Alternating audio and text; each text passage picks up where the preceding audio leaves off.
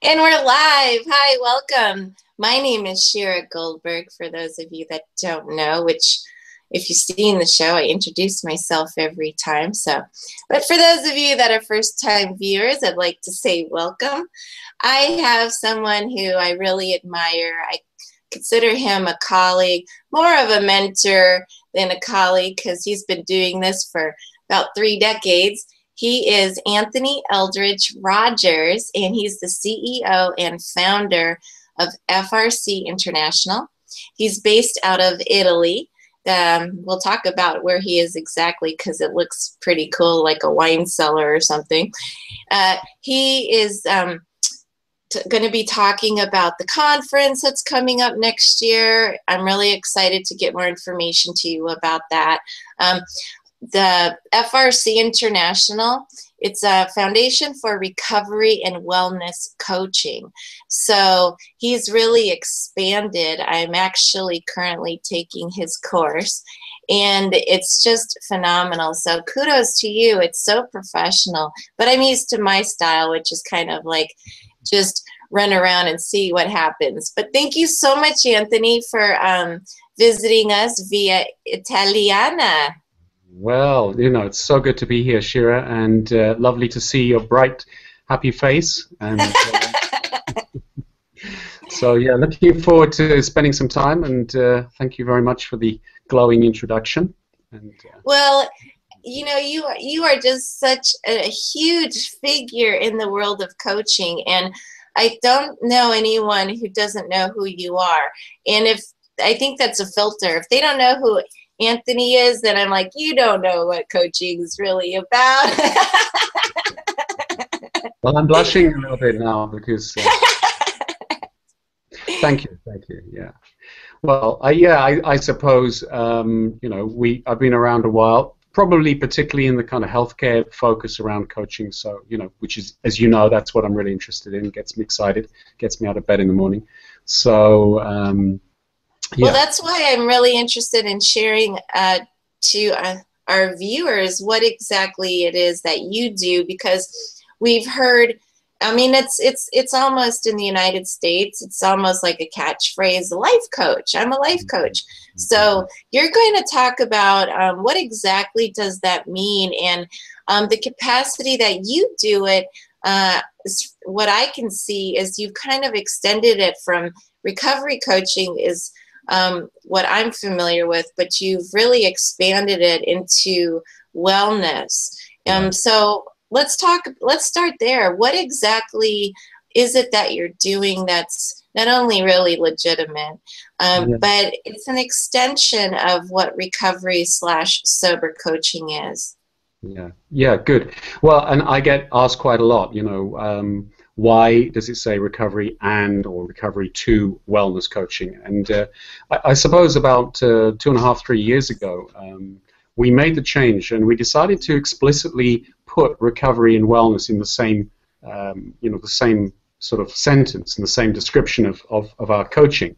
And really the idea was to bring attention to a couple of important points. And the first point was that the overall purpose of recovery, if you like, the recovery process and recovery coaching, is to create wellness. So, if you're successful in your recovery process, you will become well and feel, experience well-being as you want to experience it. That's kind of an objective. But added to that was also the understanding that working with people in early recovery, at the beginning of their process, where they're perhaps thinking about initiating it, beginning to build it from the beginning, is quite different to working with somebody who has been in a recovery process for a long period of time. So what I'm saying is that the whole journey changes very significantly, and coaches need to be able to work with people across that whole range.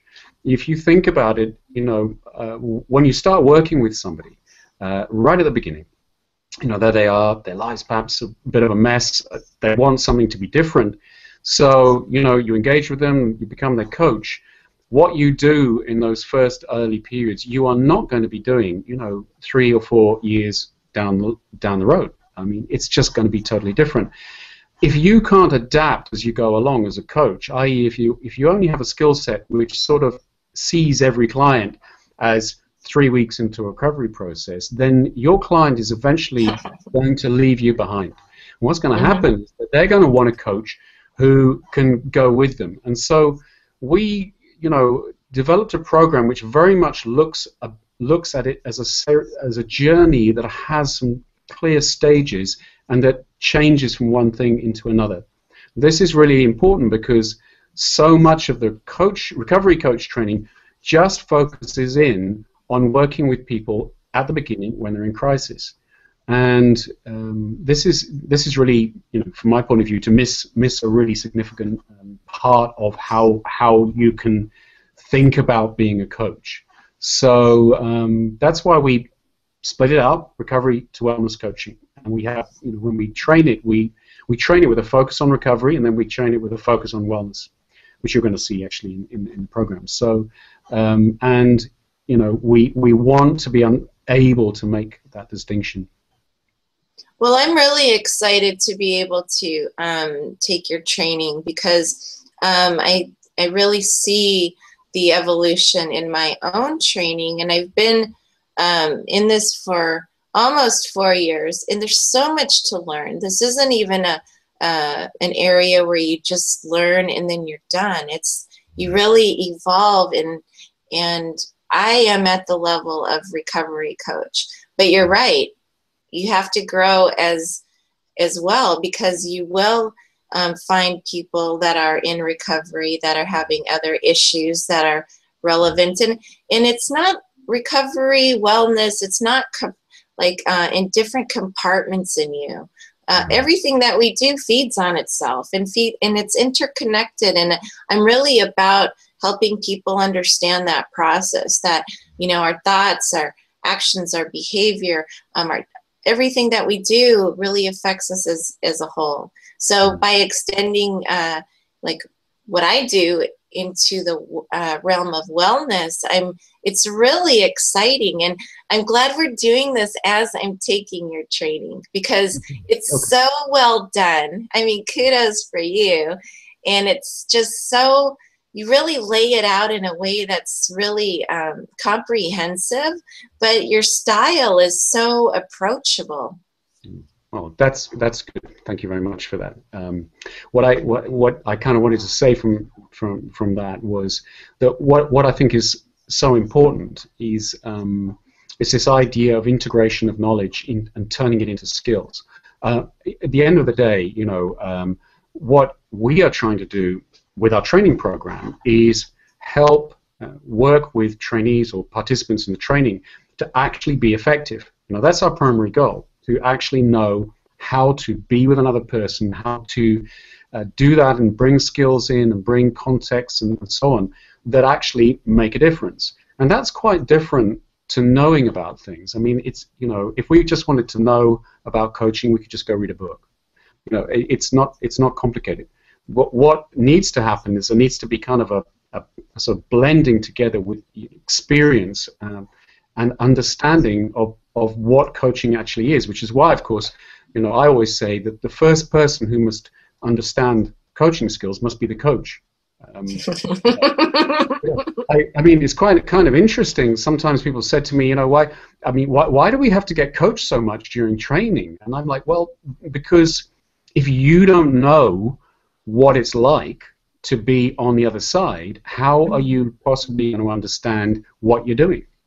It's a very interesting idea, but we have to have this kind of joined up approach, I think, where we're kind of putting the whole thing together in a complete way, and not just making it a kind of knowledge exercise. Because, like I said, recently, I'm just a little diversion here. I was looking up a health coach training certification program. Basically, I looked at the program. There's no live training. There's no teleclasses. It's just a series of reading. And I worked out that if you went onto Amazon, there were 6 books that you could buy that would cover all the material in the training program, which they're selling for $500. And my point about it is that getting the knowledge isn't the problem. Nowadays, with the internet, if you think about it, you can get anything. You can learn anything. So getting great knowledge isn't the problem. But it's turning that into transformative skills that really is the challenge for training, and that's really what I'm really interested in. I'm interested in how do we actually help people, not how do we get very knowledgeable about the theory of helping people. How do we actually do it? That's what I'm really focused on. And I really see that and appreciate that in your training. It's putting like more of theory into practical application. Yeah. I use an analogy, a simple analogy, and it's actually I used it on my son as well. He was 9 years old, and he's like trying to do woodwork, and he wants to know how the hammer works. So he's like holding up a tool and saying, "What do I do with this, Dad?" And I'm like, "Well, that's a hammer, that's a this," And he doesn't need me to teach him the theory of physics, and how a hammer and a nail connect, in a physical sense. He just needs to know how to do it. And I think that's a good analogy for approaching coaching training, because what we do is we sort of say, listen, let's get people learning what the skills do, how they actually work. If you are a theorist and you want to understand all deep psychological theory, not a problem. We can point you to that. But we're interested in getting you, good at hitting the nail with a hammer, so to speak, or using a screwdriver or using a pair of pliers. We want people to be able to use the tools first and have deep theoretical knowledge afterwards. Yeah, and that's another good point. I think people are reading a book, or I get so many questions about in phone calls, emails. How do I become a coach?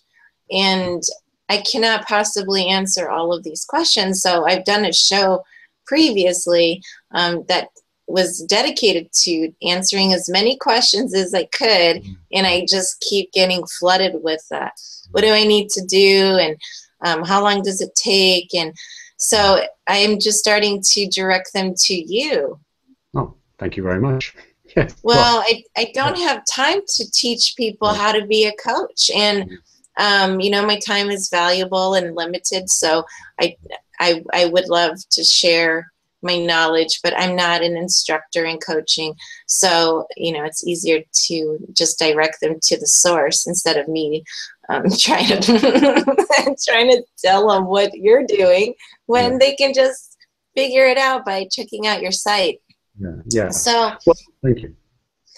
So tell us a little bit about your training and what that involves, and how people can tap into it without asking me how to be a coach all the time. Right.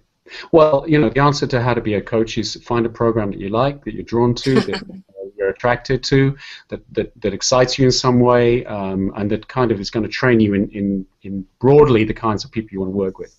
And get stuck into the training program. I mean, the most important part of training is practice and support for practice, because you only get better. It's again going back to teaching my kid to ride a bicycle. I can teach him the theory of riding a bicycle. You turn the pedals, and now he has to get on it and practice, and then this is what happened. It's exactly the same in coaching skills. You need practice. You need to engage with other people in training. You need to engage with supervisors, trainers who can help you, can illuminate some of the places you're getting stuck. You need to be doing practice triads and all these kinds of things. So practice is extremely important. So I would say to anyone who is thinking about taking a training program, go for one that really understands and focuses as much on the practice as giving you the information.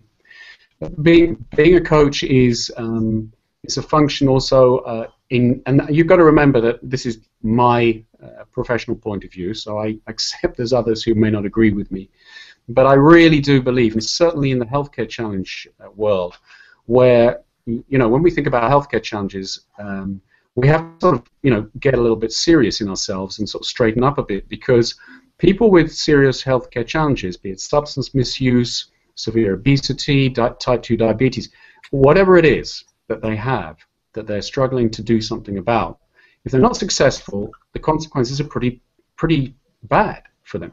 I mean, they may lose their life, they may become very ill, it'll impact on their families. So when we come into thinking about being a coach with people, there's a kind of responsibility that goes with it.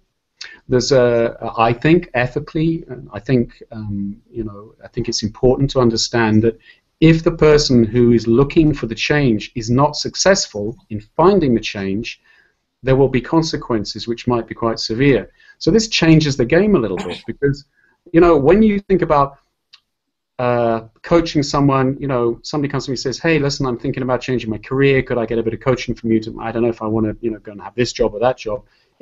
We can be fooled into thinking it's kind of a light topic, all right? So, hey, if it doesn't go so well, it's not such a disaster.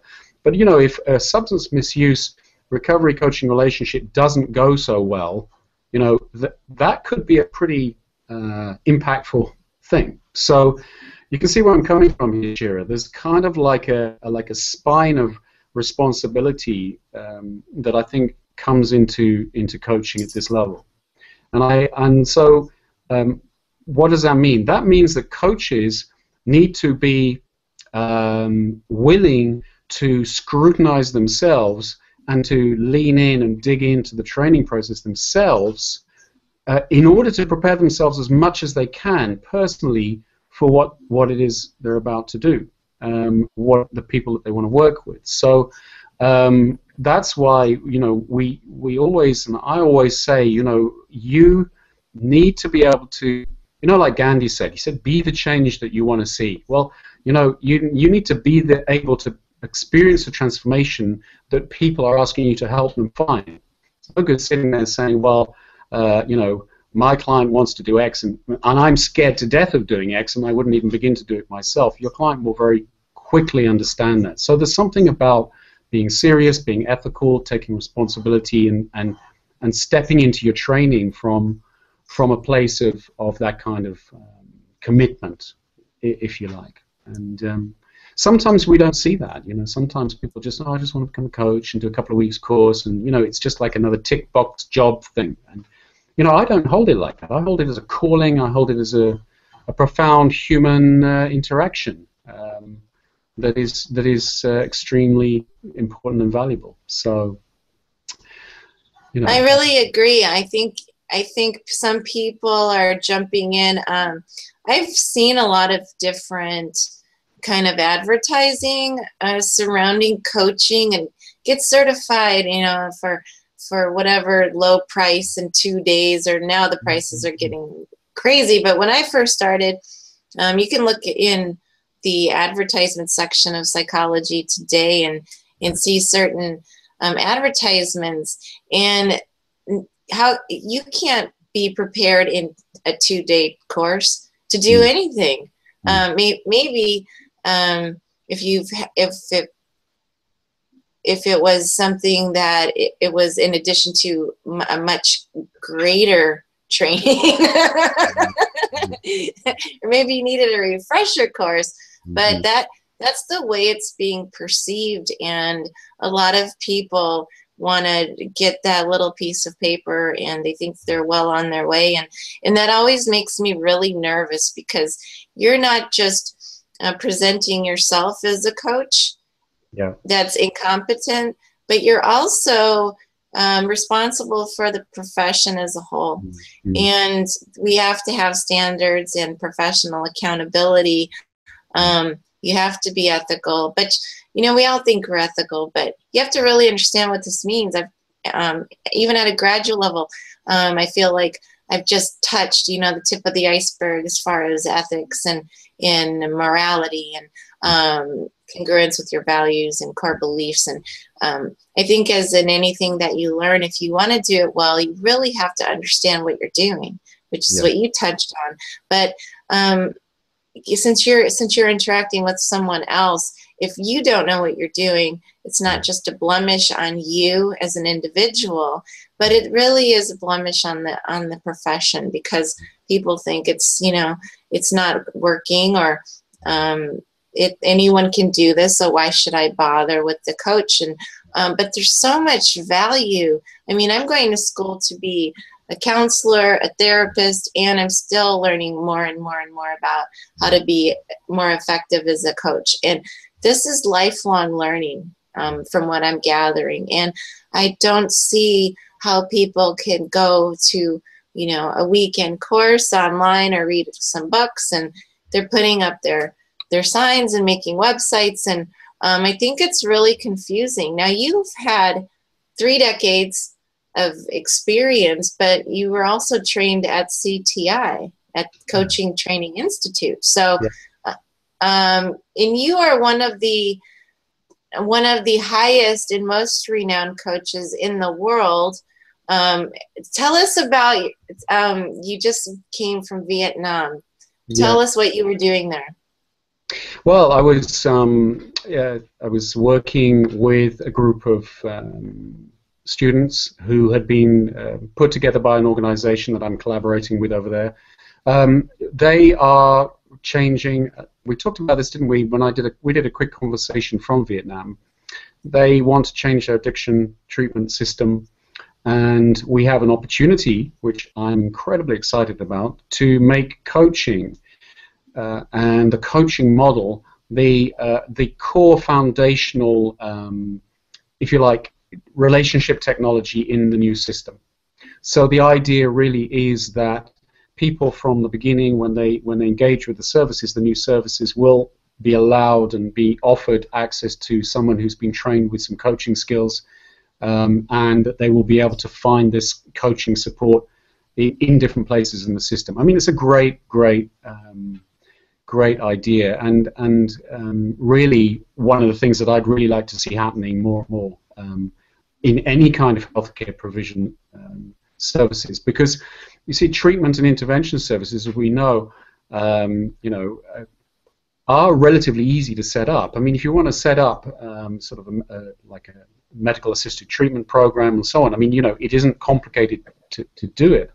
In the same way, it's not complicated to distribute certain kinds of drug treatments to people. But what is complicated is to answer a deeper and a different question. And the way I put it is like this. When somebody comes with a healthcare challenge, they kind of have 2 challenges actually bundled in one. One is, how do I get the intervention, support, treatment that I need in the short term? How do I get that stabilizing treatment? How does nutrition get put back online? Maybe I need some treatment for symptoms and so on. So that's kind of like a medical problem, right? But the other challenge is, having got those services, how do I reconfigure my life? How do I actually say and move on to a different pathway? And that is a much more bespoke and, if you like, unique to each person kind of question that doesn't have a quick answer in a bottle. So, and that's really what everyone's struggling with in healthcare provision, aren't they? It's like everyone's saying, well, here are your meds, but where's the transformational changed life? Who's going to deliver that? And I would say coaches are. And so in the Vietnam system, the idea is that coaching will be the primary way that people engage. And so we've been training coaches out there, and I'm about to start a train the trainer program. We're going to train some local people to actually start delivering the FRC program out there. So very, very exciting idea, and it's going to be really interesting to see how it plays out actually cross-culturally. But the last thing I want to say about it, what really moved me so much was when we got in the room, and we had quite a big training group, about 38 people, and when we actually got in the room and we got past, if you like, cultural barriers, it was so beautiful to just see that, what people want, what these people wanted, and it was a broad mix of people. They just want the same as you and I, Shira, or anyone else in any other country. They want a life that they love. They want to feel connected to their family. They want to feel useful. They want to feel that they matter. They're effective. They want to contribute. I mean, these are things. They're common themes. They want to feel like they have purpose. They want to feel like they have meaning. They want to feel a sense of dignity and self-respect. They want to be treated with dignity and self-respect. They don't want to be told what to do. They want to be able to self-determine and all these things. And it's beautiful because these are the unique, common human values that we see across all cultures and all kinds of healthcare challenges. At the end of the day, people want the same stuff. I think that's lovely because that's what coaching supports so well. And that's why coaches are such great allies for people. You know, that's their come from. But certainly in our training program, that's their come from. Yeah, I just want to say all coaches, but yeah, I mean, you know. We're not saying all coaches. No, I'm not saying all coaches, but I'm saying that's how we train. We just say, you know, you know, it's a humble role. You're there in service, and you know, you're not there to tell people what to do and how to live their lives and impose your morals and impose, you know, well, I got over my problem this way, so you must. It's none of that. It's just so different energetically to all of that directive, judgmental stuff, you know. And you know, in Vietnam they loved it. They loved the fact that we you know, became a learning community, and that we had a lot of, there was so much positivity, and we spent a lot of time looking at recovery. And we really didn't talk about addiction at all. We talked about what does it mean to recover? What does it mean to make an amazing life for yourself? How does that happen?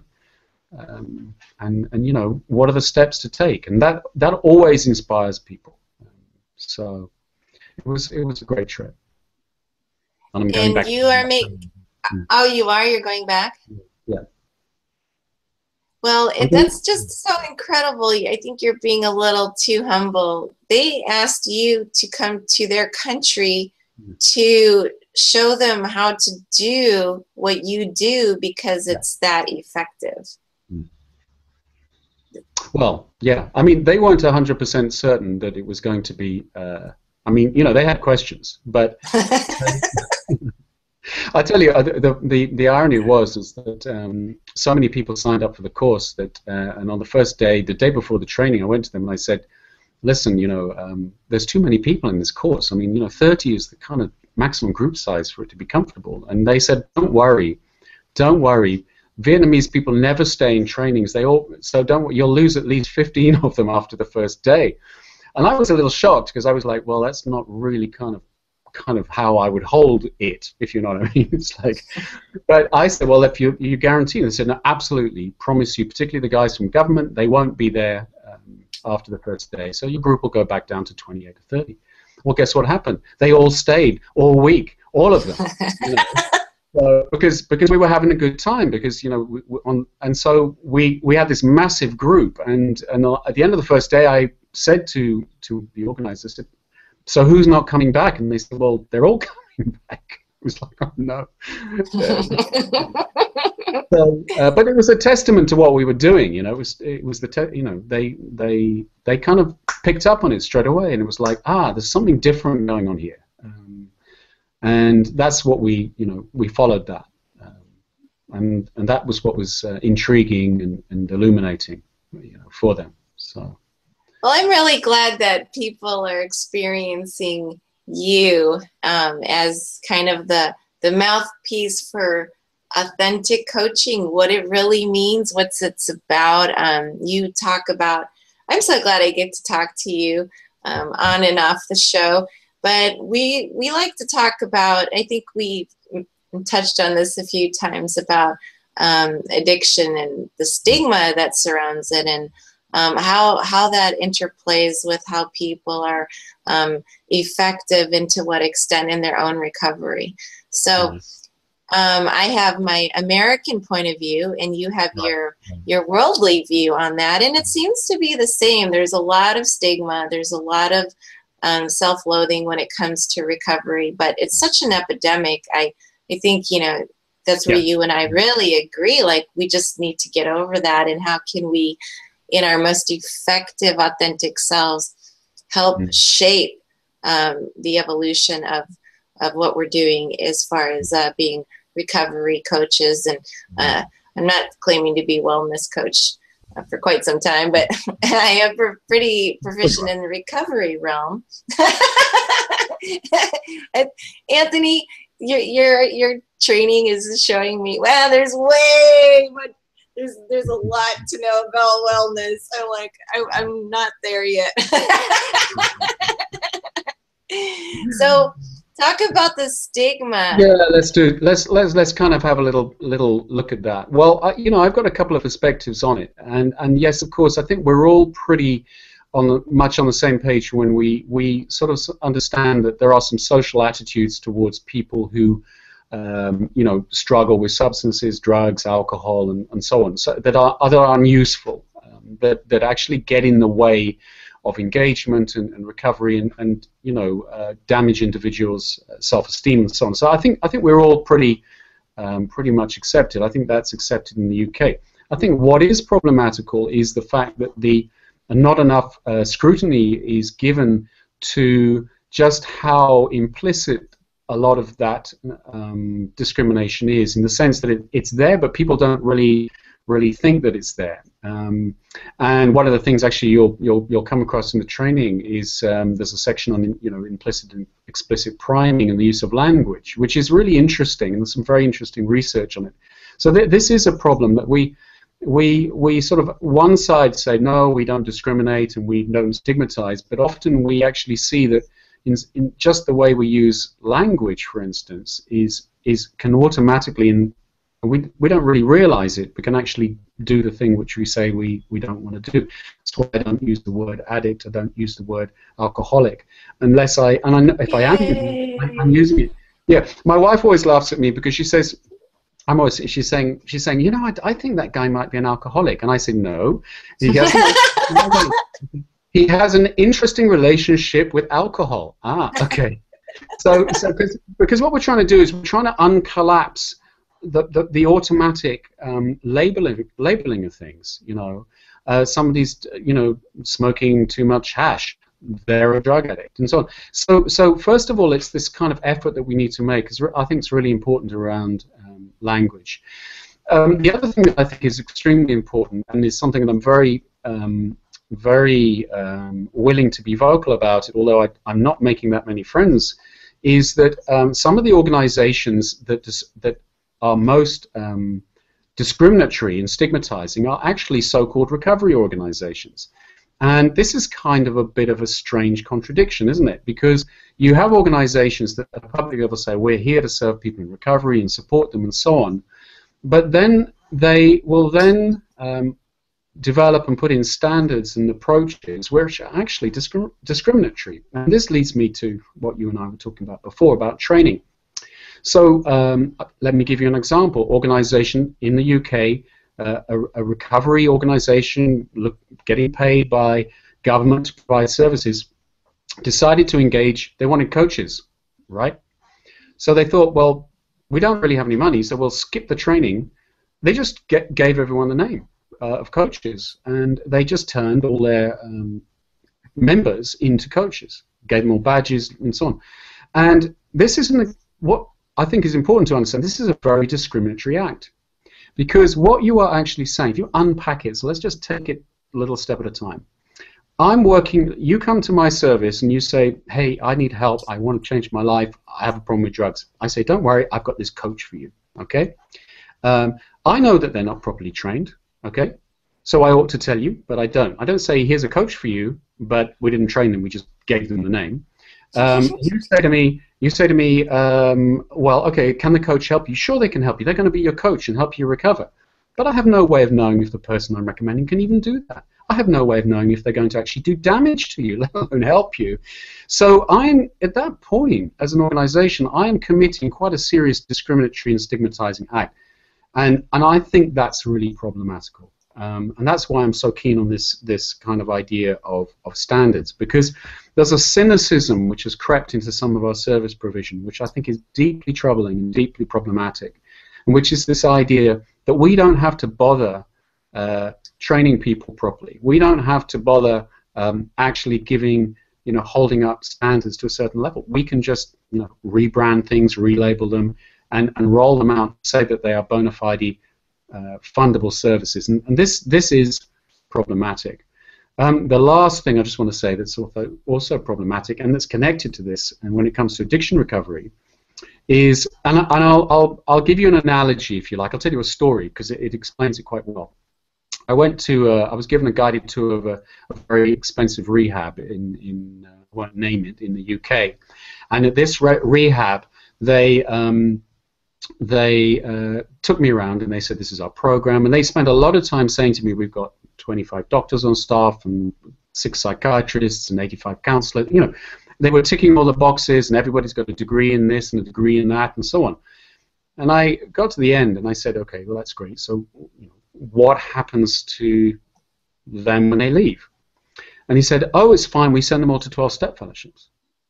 And I said, so how do you know that they're getting the aftercare and follow-up that they should get? And they said, well, we don't. They just get it all in 12-step fellowships. And this is, what we then had a conversation. I was trying to point out to them that, listen, on one side of the fence, it's all about professionalism and doctors and certificates and training. And then at the door, it's you just say, and off you run into self-help groups, which have no monitoring, you have no way of knowing what's happening to the people. You have no way of measuring the outcomes and so on. And it's this kind of falling off the cliff approach where in one place in the world, there's this set of standards, and then it's abandoned at the door. That it is also discriminatory in my view. And again, I don't really think that it's something that we should accept, we certainly should be talking about it. So that's why I'm very keen on saying, there's the label coach and then there's being a coach, and they are two different things. And it's important for us to focus on what being a coach actually means at a place of integrity and ethics and all that kind of thing. And thank you for letting me be on my soapbox. That was very kind of you. Oh, I love hearing you. And I learn so much every time we get together. So, okay, I don't want to forget to include the talk about the upcoming conference that's scheduled next year in November now, right, in London? No, I'm afraid it's not next year. It's this year. It's this year? Yeah, it's in 3 months' time in London, 17th and 18th of November. And I'm really excited by it. We're doing a lot of planning for it at the moment. We've got new speakers coming along and so on. The conference, it's interesting because the conference links back to what we're talking about professionalism and so on. And one of the ideas that the conference wants to focus on is this question of what does it mean to be a professional coach, particularly working in healthcare and recovery and wellness. What are our responsibilities? What are the parameters of that? How do we develop a coaching practice ethically? How do we manage the relationship between wanting to get our practice started but also still being in training, perhaps, these kinds of issues. So it's really an important part of the conference. But in addition to that, we have other tracks at the conference, and we've got two main healthcare tracks. One is the kind of what I call the cluster of substance misuse, behavior misuse, addiction. So that would cover things like the gambling, use of pornography, prescription drugs, street drugs, and so on. There's kind of that group. And then the other healthcare group is the ones which are type 2 diabetes, obesity and weight challenges for people, hypertension, those are all clustered together as well. So we've got those two healthcare tracks, and what we're looking at really is what are the opportunities for coaching to be brought in more and more into working with people who have those challenges, which is of course what I'm really passionate about. And so, and then the last track is going to be about organizational development, because, I mean, you think about it, organizations are groups of people. They have the same problems as any other group of people. If you've got 10,000 employees, the statistics say that at any given moment, X number of them have an alcohol dependency problem, X number have got type 2 diabetes, X number are obese, and so on. So, organizations have exactly the same challenges as the wider society does, which is to think about how do we support the maintenance of wellness, well-being, and how do we actually support people to recover from inside our workforce. So we're going to be looking at that as well, and again, that's quite an exciting proposition, especially with all this new health technology that's around. I guess you've probably been seeing some of that. It's like a gadget for measuring how many times you blink a day. And what this means blood sugar level, this was kind of interesting. But, yeah. So Well, that's the conference, yeah, and very, very, very excited by it, and some interesting people coming with lots of different perspectives. That's what I really want to have. Is lots of uh-huh. different points of view. I don't want to just be preaching for choir. You know, it's like a room full of coaches saying how fab we are. That's not really what I want. Oh, well, then I won't be attending. I'm just Well, kidding. we can do a little bit of that as well. But you know, what we want to do is we want to try and, you know, I mean, what I'm trying to reach for, I'm trying to reach for, how can, the question that's really, you know, in the front of all this is, how can we do a better job? I mean, how can we know so much and we're learning all the time, so what do we do with it? How do we integrate it? How do we be of more service? How do we, you know, keep our core values of compassion, respect, and so on built into there, and use what we're learning all the time to do a better job? So, you know, that's the question I want to get answered, if there is an answer. It's probably an ongoing answer, but yeah, that's what the conference is about. Well, it sounds exciting, and I am very excited to just hear about it, because I won't be attending. But you might have one here in California. Yep. Yeah. I would love to do that. That would be fantastic. That would be wonderful.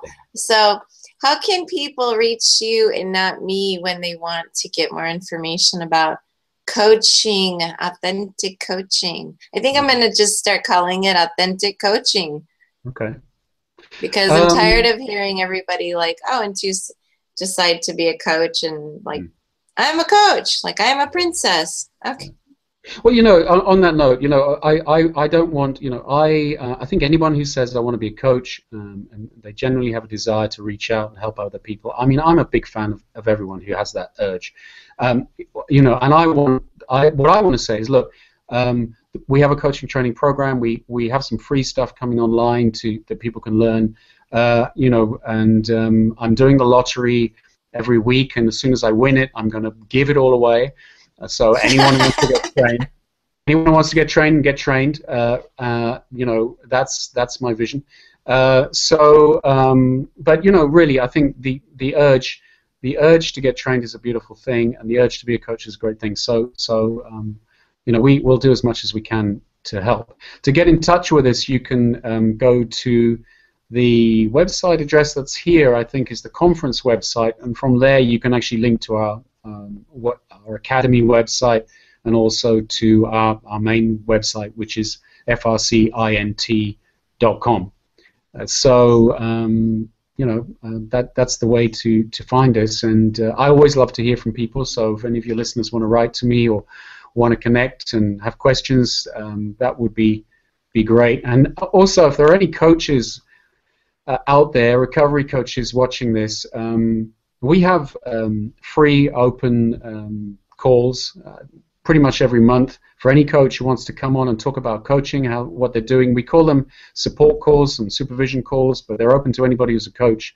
So if you'd like to connect with us, I don't run them all, but I run some of them, and you're very welcome to turn up. It's free, no charge, and meet some other coaches from around the world.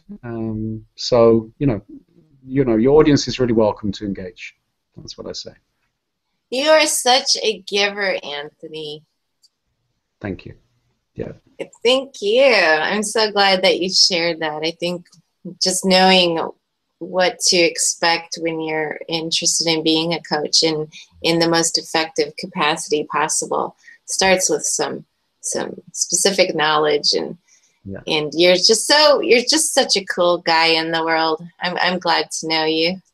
Thank you, Shira. I reflect it all back to you. I think your show's great. I love what you're doing. I love the heart you're bringing to it, optimism, and it's great. You know, so. Well, we can't end on a better note than that. That'll do. Yeah. All right, so check out my buddy Anthony at the website, the main website. You can learn about the conference and the training, the monthly calls, the academy, all of his activities. Oh, and he also has a blog. I don't know where you find all the time to do everything you do. Well, I also have a book. The book's coming out shortly. So that's really great. It's really a book for the students, primarily for coaches. So I'm very excited by that. So. Oh, that's so fantastic. I don't know if I knew that or not, but it's hard to keep up with everything you do. Yeah. I have. Well, thank you. Thank you so much for being on the show, and you are always more than welcome to check in with us, and we're always interested in hearing what you're doing and what an impact you're making in the world, and it's such a positive, you're such a positive role model, and I think that's what I enjoy most about you, and you're just such a approachable person.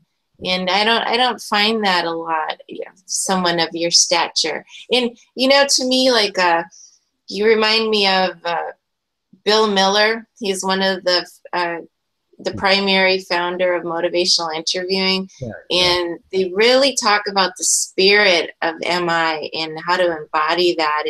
And as you learn more and more about it, you really understand it. I think that's why I like you so much, and in your approach and in your character, because you really, to me, embody the spirit of coaching. So I applaud you, Anthony. Thank you. I applaud you too, and thank you so much for having me on the show, and I hope to be back soon. And yeah, keep up the good work. It's great stuff.